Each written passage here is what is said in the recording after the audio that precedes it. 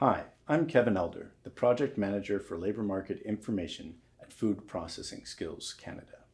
Welcome to our educational video series, The Labour Ingredient. In this episode, we'll be finding out what people think about food and beverage manufacturing.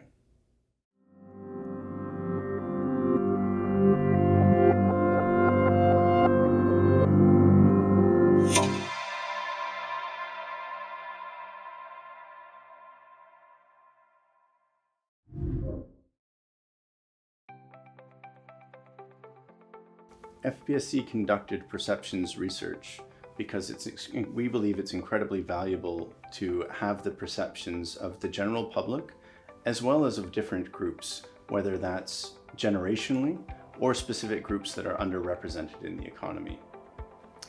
This information can help you retain the staff you've already got, as well as recruit new staff. For example, in our generations work, we discovered that Generation Z, those are the people that are born between 1997 and 2004, they're really looking to work as a social thing. They want to make new friends at their place of employment. And so how can you use that? Well, you could start a softball team that plays on Thursday nights from your facility.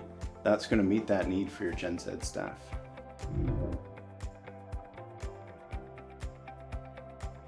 The most interesting thing that we've discovered in our perceptions research, for me personally, is that every single generation that we surveyed believed every stereotype about all the other generations was true, and the stereotypes about their own generation were false.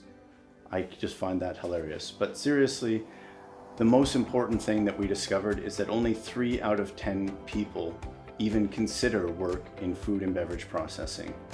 That really puts the labor availability crisis into sharp focus and shows everyone what we're up against.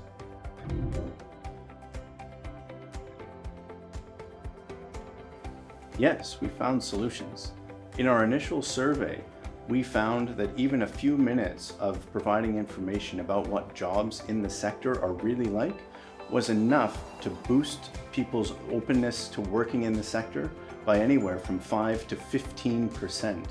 And that really gives me a lot of hope that if we did a targeted information campaign about jobs in the sector, that we could significantly boost the number of people that are open to working in our sector.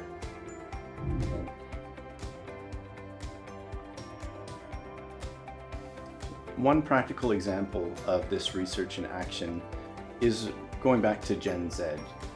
We heard loud and clear in our research that they really want to work for someone that shares their values about the major challenges facing the world today, whether that's inequality, climate change. They don't expect you to solve it all on your own, but they want to know that you're also committed to dealing with that crisis.